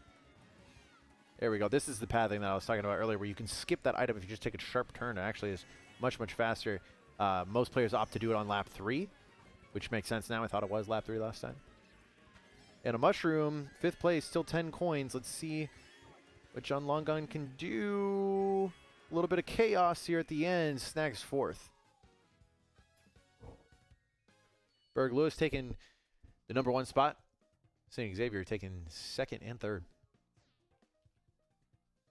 Should be another close race here once again. 6, 7, 8, 9 for Wartburg. So, of course, you always want to be in the top half, but do in the middle will get you a little swing like that. 10 points to Wartburg. Yeah, avoiding bottom spots is almost just as important as snagging those top ones. It's almost like every place matters. Who could have guessed it? In a racing game where you finish is important. And that's something really cool, too, from a coaching perspective, that it's not just about your weakest lane. It's not just about your hard carry. Every single player is doing their job of earning as many points as they can for your team. And the difference between one place or the next is still just as important, whether it's the difference between 9th and 8th or the difference between 4th or 3rd. I mean, actually, that might not 100% be true. There might be slightly different point values, Yeah, but still points are points. It's more exponential the higher you go up. But, I mean, it definitely is interesting because even then, if you're slipping behind, you get the items, and you essentially control the race with what you pick up. Absolutely. And now we see Neo Bowser City happening once again. We usually see this track come up after Lewis and Clark gets a first, so he can start in first and try to front run this track. It is his favorite, like we saw last time, and he's kind of taken off to a good start already. As this is chaos right here. Everybody on these turns just bumping each other. John Longon barely hanging on to that turn right there. Another thing about this track is these roads are slick. It's raining out here. No cruise control on these roads. Yeah, they're be in slick. full control. A little thin sometimes. Yeah, it feels like you should be able to make these turns, but your car just slides right off. Especially when you got no walls around you. You bump off, you lose your 3 coins. Lakitu takes his tax. And Landon asked me earlier what my favorite course was, and I said Wildwoods, but Neo Bowser might also be one of my top now. On It's 3DS, so I cool. loved it. I never understood why people disliked it, quite frankly. I love how it looks. I love how it just kind of flows perfectly, in my opinion. Yeah, Bowser Cyberpunk is the coolest aesthetic ever. That's true. That's also true. And we see that mushroom being able to use to gain some ground there. And St. Xavier gets redded out as John Longon moves up a spot. And it looks like Wartburg has top 4 places right now with defense in 4th from John Longon. Let's see if he can get another defensive item here. And he does in 4th place. Actually not guaranteed. Could have been mushroom. But blue shell on its way. That banana peel gets ghosted out as well. Berg Lewis maybe had a dodge. I'm not sure. I heard a shell crack. I didn't know. Yeah, I don't know what that was, but it still maintains that first place spot as John Longon's also in second.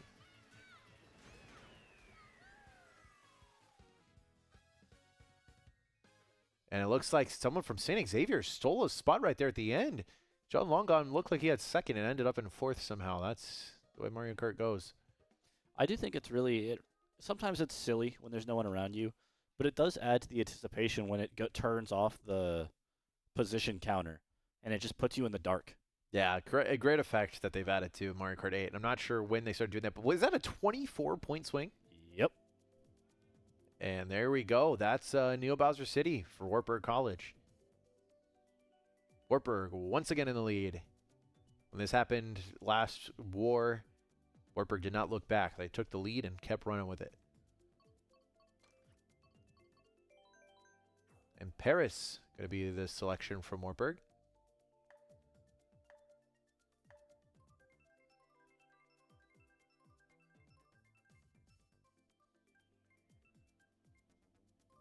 I love that all the Miis watch the little ticker as well. Oh, the Mii's got to. I'm so excited for Tomodachi Life Living the Dream. I love the original so much. I know nothing about that game. It's so good. It's like, as weird as it is to describe, it's like The Sim, but you do less. Amazing. And I love it so much. I just love seeing what happens. It's one of my favorite games of all time, and I'm so glad there's finally a second one. I can't tell you how long I've been waiting for it. Honestly. I've heard a lot of people talking about it, so I'm sure it's beloved. Interesting that we didn't see Paris in the first war. Actually, I'm kind of surprised by it. It seems to be a pretty common pick, especially amongst the tour tracks at least. Yeah.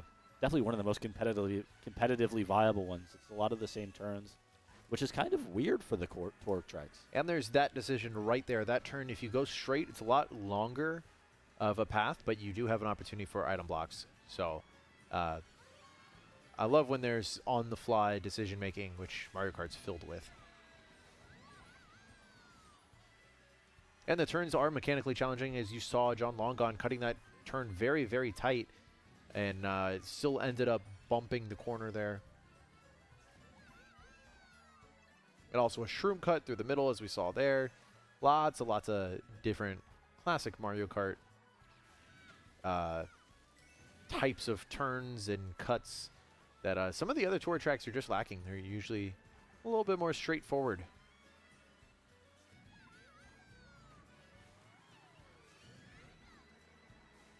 And you get some lovely French music. It is it's quite nice. And John Longon goes from about 3rd to 7th there, runs right into somebody trailing an item. And now gets caught by Bullet Bill, 0 coins, and that is going to be a tough one to come back from. I know Only one more lap to go. Maybe just trying to farm shock here, gets a star, gets triple shrooms. There was a race that we had for the player on stream. I think it was Lukey. It was either Lukey or Squid. Got hit twice with a player just driving sideways for no reason, essentially. And it was really funny to hear him complain about it, justifiably, I'll be honest, justifiably. But it was really funny to just hear him try to explain himself in that situation. Yeah, we see John Longon trying to do what he can, trying to catch up, avoiding these fireballs. Earlier, we saw him get hit by a green shell right as his star ran out. It was quite unfortunate, and it is going to be 12th place for John Longon. Just a series of unfortunate events. Classic Mario Kart, but St. Xavier getting 1st and 2nd place. That race. Back and forth slugfest right now. Only a 4-point lead left for Wartburg. And I mean, this is kind of what you would expect. These two teams were pretty close in their regular season game. Of course, Wartburg came out with it with a pretty sizable lead at the end, but that doesn't mean it wasn't a close game at all. And I mean, just given how that first game went, saw the score up earlier, 533 to 451. Pardon the joke, it gets a little hot sometimes during these games. Yeah, yeah. Yes, it does. And SNES Rainbow Road, another track that was voted for, but we did not see happen. And we will not see it happen right now as we head to Waluigi Stadium. A little bit of a crowd favorite amongst most racers, I believe. There's lots of technical aspects in this course. One of the main ones being the half pipe and the turn leading into the half pipe. If you can kind of take that shortcut without going on the mud or ride the wall there. So lots of little technical bits, which is why people who are into the competitive side of Mario Kart do love it. And I believe drifting off of that little hump right there is optimal as well. So another one of those optimal little bits. It is always interesting, especially coming as a Smash player, where it's kind of, yeah, there's a lot of things to learn, but a lot of it does come down to just how you execute things. The amount of tech in the game specifically surrounding the tracks themselves. In Smash, a lot of people try to keep it honest with the stage selection, so just the amount of variation that comes with the actual courses is, I really like to see it, because I think personally that the more that you bend the game around the game itself and the things that it gives you, the better. That's one of my biggest gripes with Smash Elite. Every stage has to be viable. Every stage has to be even. I disagree, but that's just me. Yeah, it is interesting because in Mario Kart, you're racing against the track while also your opponents are there and you're racing against them too. Where in Smash, you're kind of fighting against your opponents specifically, and then the stage is also there. And some great half pipes so far on laps 1 and 2 from John Longon. Last war, we saw him just crash into one of those cardboard pipes, and it was devastating towards his placement. I think he was able to make a comeback, but it can be a lot. And that blue shell going to be going for St. Xavier and the shock. Not sure who triggered that shock. It looks like it was St. Xavier who triggered that shock with lots of dodges coming out for them. Most powerful item in the game in the war. We'll see how Wartburg can hang on here as John Longon gets caught by that fireball. Luckily, there's a boost pad to speed him back up. Goes for the wall ride. Not a perfect wall ride, but not bad either. And Lewis and Clark up into second place now.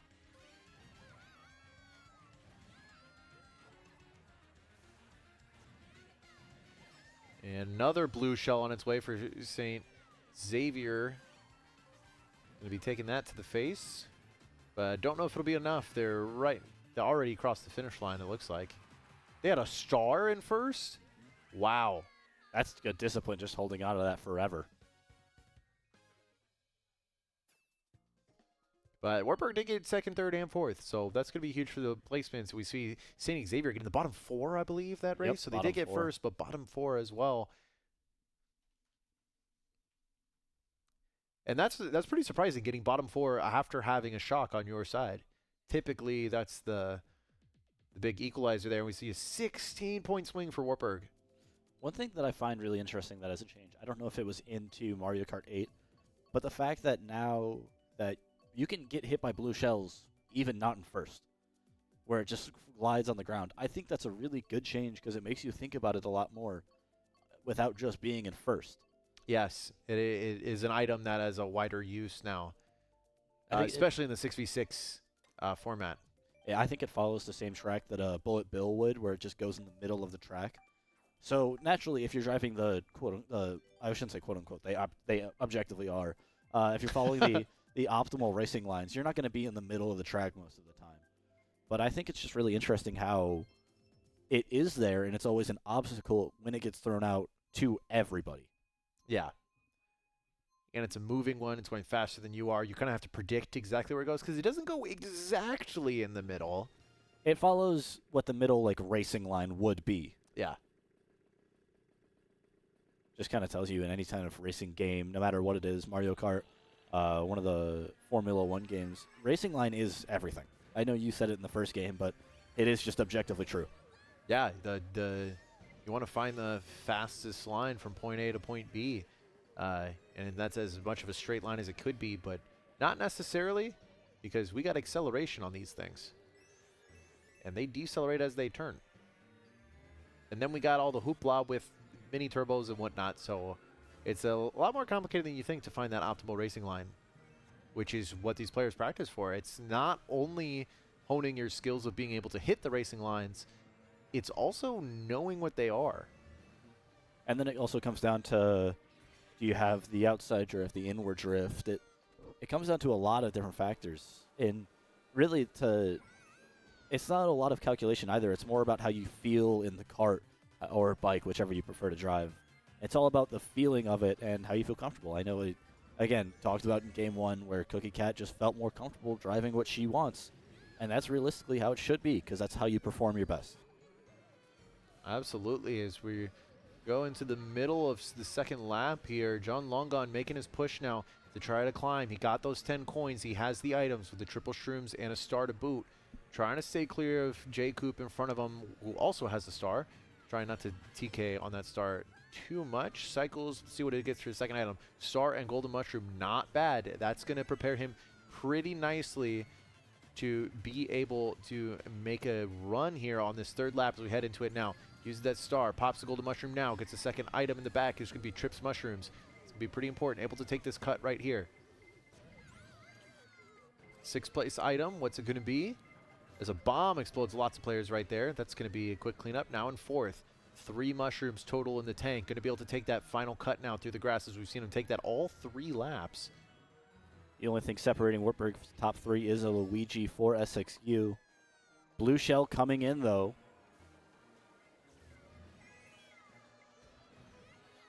And finishes past the finish line before the Blue Shell even arrives. That's going to be huge placements now for Wartburg. 1, 2, 3, and 5.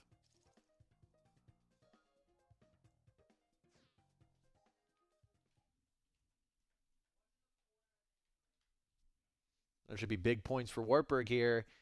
You see that point differential come in. That's a 26-point swing. 46 points total now for Wartburg. You know, they had me nervous. I won't lie.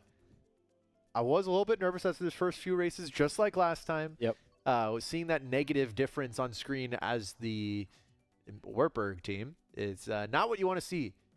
And now going up to 46, it's a much more comfortable lead. Definitely not in the bag by any means. Still lots of racing left to be done. But much more comfortable. Much, much more comfortable. I think we had 2 DCs there for St. Xavier. Ooh, I am not 100% sure what the ruling is. I guess because they're on the same team, you race with 2 bots. Shy Guy and Diddy Kong. Diddy Kong apparently has a point from before. I'm going to go figure out what's happening. All right. Looks like we're still going. All right, we're still racing. Diddy Kong and Shy Guy will be doing the work for St. Xavier now. They're just gonna let it rip.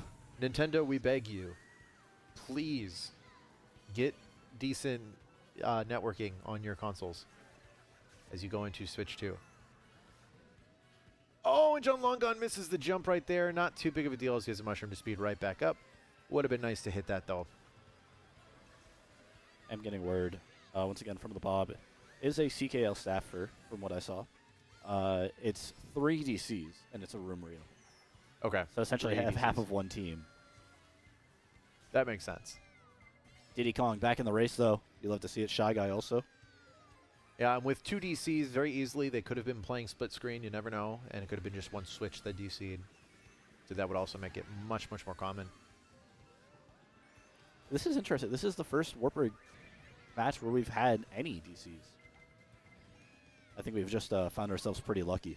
Yeah, we did have a full DC in our match against UNI, but I think that was before we knew about the over-bagging rule, where if you are behind the finish line from the start for too long, you would just DC. And I think it was our host that did that, and it DC'd the whole lobby. So. Whoa, a little bit of a almost TK. I don't know if that fully connected with Wartburg or if it just... I think Squid barely got out of range for that. Yeah. Did hear Lukey. Yeah, you probably can't hear that on the stream, but we can hear them behind us through the wall yelling at each other. As a shot comes in, looks like lots of dodges from Wartburg, actually. So that's going to be huge. It would be a lot harder to pull off a dodge when you have 2 CPUs on your team. So, ooh, and that star is awfully close. John Longon going to get clipped at the last second there. Was running in first, now in the double digits. Diddy Kong, doing a good job in the back. Has the mushrooms to take the cut here through the grass. Spins off one towards the finish line. Going to end in 6th there. And Diddy Kong. Oh, poor Diddy Kong was so far back. Shy Guy actually beating out plenty of players. I believe Diddy Kong is objectively a worse version of Yoshi. I think I might be incorrect if me pulling numbers off the top of my head, but I believe that Diddy Kong might be Yoshi, but with 1 less speed. So that's pretty crazy that Nintendo He would had choose his own to do racing that. game. How could they do that? Yeah, that's why they're angry about it still. They're atoning for the rare game. But even bigger lead now for Wartburg. 74-point difference total. Dude, Diddy Kong Racing was a good game, though. I'd play that competitively. I've heard a lot of good things about it. Didn't you ever play it? Nope. Oh, I had it as a kid because I actually didn't have Mario Kart on the N64, but I had Diddy Kong Racing. And I replayed it recently because the single-player adventure mode is actually sick. There's like a open world overworld that you drive through, and then you can like drive into a little gate to start a certain course. I think I've seen that. I think I have seen that. And there's lots of little Easter eggs in the overworld. There's also 3 different types of vehicles. There's carts, boats, and planes. In some races, you can pick which one you want. So you can have planes racing against carts all on one track. Very, very cool. Also, the way the items work in that game is they're not RNG. There's 3 different color balloons you can pick up for items. And if you get the same color balloon multiple times in a row, you upgrade that color. So you can slowly get better items by getting the same balloon and holding onto your item for longer. Very cool game. Daisy Cruiser, the pick here. I couldn't see whose course it was. But one thing I do know is Lewis and Clark has quite literally said he's finally coming around to this course. Wow. He's had a lot more experience with it, and he said, I'll see if I can find exactly what he said. I've always hated this one. It's fun to see it come back because I said I'm a double dash guy, double dash kid. But yeah, this one was not big on my list of courses that I liked. Mostly because I suck at it. I'll be honest. I always fall in the water at the end. Here, I'll read you exactly what was said 2 days ago. Quote, Daisy Cruiser is growing on me. It's also maybe one of the easier tracks to get a Titan time on, to be honest. We can use it as a runner, in my opinion, end quote. All right, let's see how it goes right now. John Longon proving that that's possible as this blue shell comes right at him, and he gets the dodge of the mushroom. But this water right here, I fall in that every time. You can see John Longon have to slam on his brakes right there. It is interesting how it's such a tight, confined space. And I think Mario Kart, it's at its both most chaotic and best when that's the situation you're in. When it's absolute chaos in the tightest space possible, especially in the middle of the pack, if you're the one getting hit by everything, it's the worst experience ever, without a doubt. Yeah. But if you're able to escape through it, you feel like you earned it. And now we see a blue shell. Lukey swapping places with John Longon so he can get the dodge. But John Longon beefing it. I don't know what he was looking at. Just drove right into the table. Luckily, there's some mushrooms there that he can pick up. No-look mushroom grab for the swag. But that's huge. He should have been in second place right now.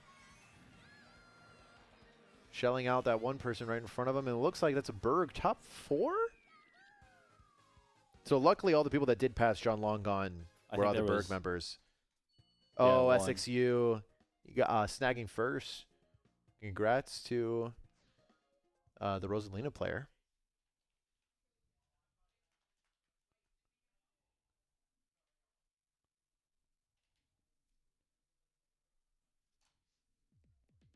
Still a 10-point swing for Wartburg on that Daisy Cruiser run.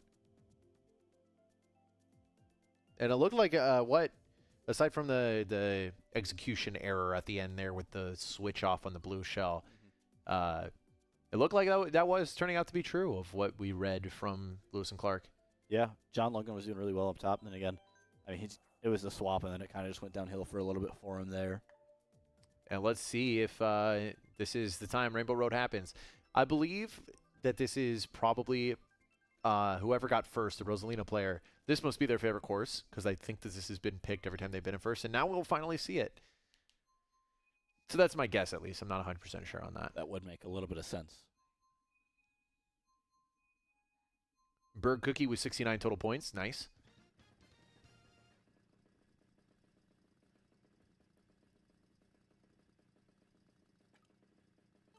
It is going to be interesting to see this dash into the first corner with 3 Wartburg players. Oh my gosh, so many carts bumping each other. Now, in a normal game of Mario Kart where everybody's using different weighted characters, that could be a lot more chaotic, but everyone's average weight characters because it tends to be a little bit more meta. But as someone who usually plays lighter characters for funsies, I would have got thrown off the edge right there. I guess Rosalina probably is the heaviest character in that bunch. Oh, 100%. Link maybe as well. I believe Link is pretty heavy.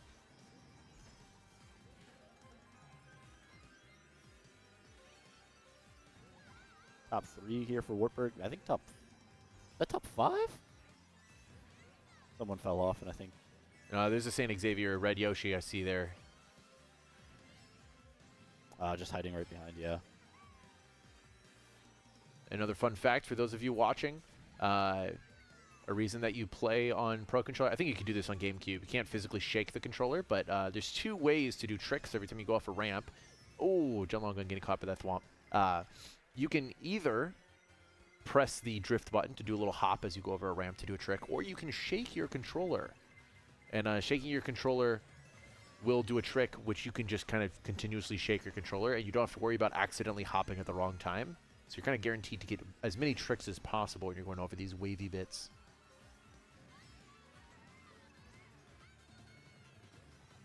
Ooh, misses the running into them with a star there. Red's out 1 player, able to get these mushrooms to the last second to be able to take that shortcut. Bumps 1, and John Longon going to cruise into 6, taking out, actually, so something that's really important in this team match is not only did he just pass all those players, he was hitting them with items as he passed them. So you see Berg getting 1st, 3rd, 4th, 5th, and 6th right there.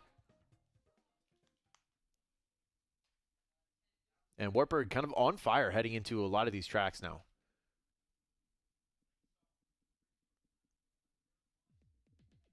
Which I believe we might be getting close to the insurmountable range. 100-point difference, and that's the first time we've seen that tonight. That's going to be it, too.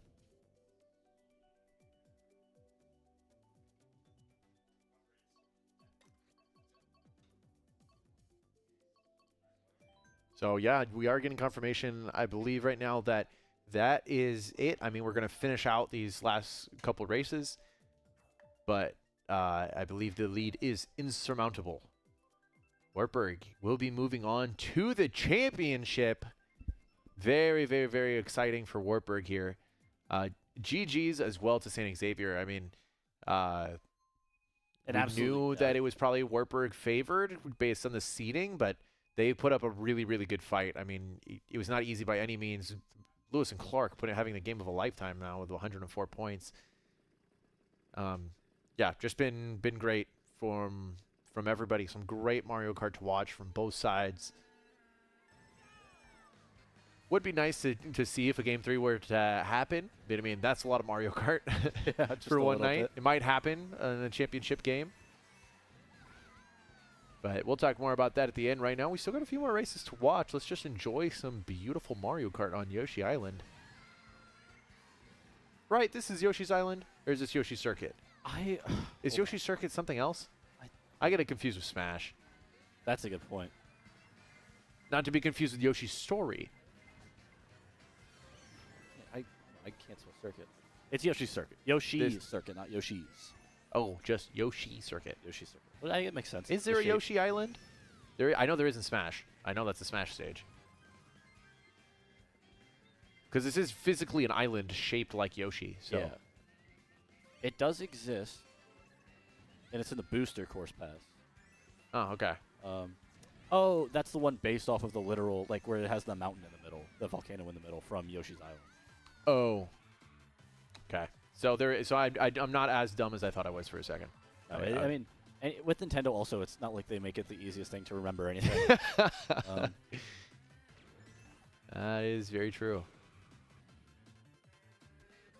Oh, John Longon trying to slow down to grab those coins right there, but ends up missing them. As he will be in 12th right here, 9 coins. That's going to be helpful as he rounds the bend into the final lap here. Star in hand, hoping for a bullet, not going to get that bullet. Would have been nice to have the bullet extension right there. But does have the star with the triple shrooms. That's going to be big. Uses one shroom on the corner there, 2 shrooms on the corner. Saves one for the future. Uses it right there after bumping into that wall. Would be nice to have it right here for these cuts. Interested, I would love to hear his thoughts of why he didn't use it. Maybe he was using them in case he got more mushrooms on that last item block there. But a shock coming out and blooper.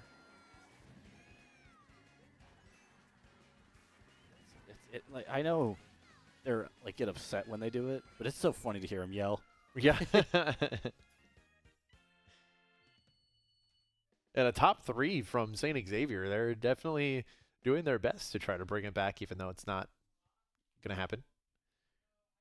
So that was race 10? Or that was race 11? That was 11. Okay. Wasn't paying attention to the counter there. So we have one more race to go. Obviously, 82 points is insurmountable in one race. Because what's the max swing you can get? 40. 40. 40.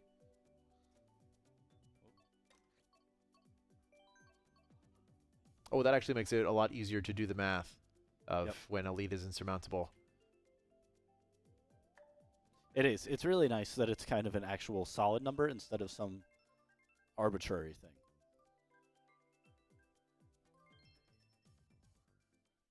Baby Park for the final race. St. Xavier going to end their season in a theme park. Yeah, you want to go out with fun, you know. I said this every time that I see Baby Park pop up here, but I miss the double dash version where items could go across the middle. It made it way more chaotic. It made Baby Park feel like Baby Park. Not sure if John Longon meant to skid out there or not. Looks probably like he did. Bagging on Baby Park, I don't know if I've ever seen this before. I mean, it makes sense realistically. You can hit literally everybody no matter where you are. I mean, I guess. Is it possible? I don't know if I just had a fever dream where I tried to do this or if I watched a YouTube video about it. Is it possible to complete all of Baby Park doing one drift? That way, like, I wonder if there's a certain cart combo. It might be on an inward drift. Because you can go almost straight in an inward drift cart. Maybe? I honestly have no idea. That's a really good thing. I wonder. Like, you can bump into as many walls as you want as long as it doesn't end your drift. I think that's the problem with it. It might be just too hard to not hit the walls. I would assume no. I would assume you can't. I feel like they purposely designed the course such that you can't do that. The walls are glowing. I've never noticed that the walls you didn't know glow that? like that. Yeah, on the final lap, they get hyper. Just like me. Baby Park, just like me, for real. And that's going to be Baby Park there.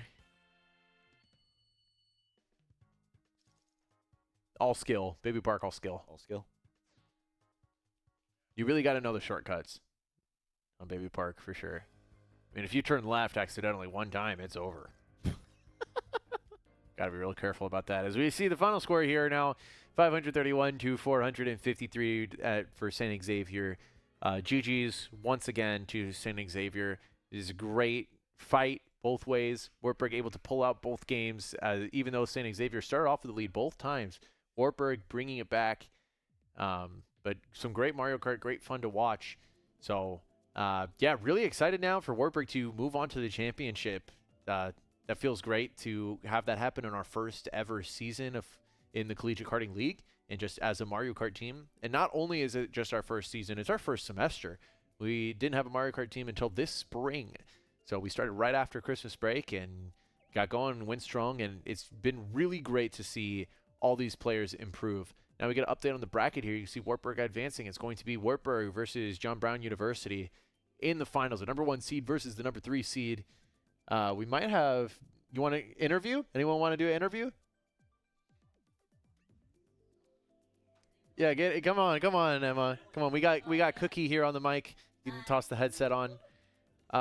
So tell us how'd the race go for you? It went good. I had some nice races at the beginning. It went all right. My inside drift was good. Yeah, we got to watch you during the disconnect from John Longon. He was mostly the Oh, spectator yeah. was mostly on you, so we got to talk about We're drifting a little bit. Yeah, what do you think was one of the main difference makers for tonight's match overall? I think we got a little bit better in calling out for this match, and then also, I don't know. We've gotten better with practicing all of the races as well, different tracks, so we were prepared for the night. Awesome. What are you guys going to be doing now? Do you think the most to prepare going into the championship game now? I think more practicing and calling out. I know. Some of us or we all accidentally hit each other at least once during the races. Yeah, that was caught in 4K. That was pretty crazy. So. Sorry. But I was guilty of it too. So I mean. Yeah. We all did it. Just working Yeah. on trying not to hit each other. Anybody you want to shout out while you're on stream here? No. Hi, Mom. Okay, there we go. Hi, Emma's mom. Yeah. Hello, Emma's mom. Now we got Lewis and Clark hopping on. Eli, what do you want to say? What do you want to say to the crowd? Oh, I just want to say hi to Zay. See how white I am? He didn't believe me. Yeah, oh. He was talking to him, yeah. So, but I mean, to reiterate kind of what Emma said, it was a little closer than last time, but I think SXU also played definitely a lot better.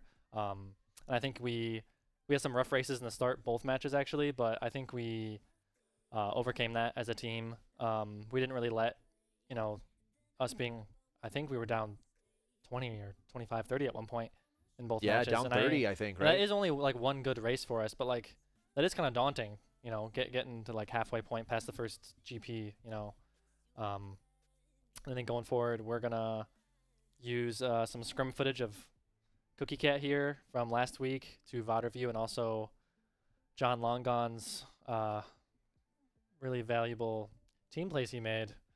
Kidding. Nah, he was playing really well. Besides the bomb. I think it would be pretty good ones to review too, because especially the first war. I mentioned that at one point we were able to get like all the different emotions, the tempers of Mario Kart, if you will. For sure. He had some races where he was able to front run for a while. He had some races where he got Mario Karted, somewhere he got Mario Karted and then was able to make the comeback too. So lots of different types of races to review. So it could be pretty helpful. Yeah, of course. Anything else you want to add before we sign off here for the night? Honestly, no. I think that's just some good matches and good game to SXU, and we look forward to playing John Brown University in the finals. So we'll see you there. And you heard it from Lewis and Clark himself. We will see you there. Thanks, everybody, for tuning in, and have a great night.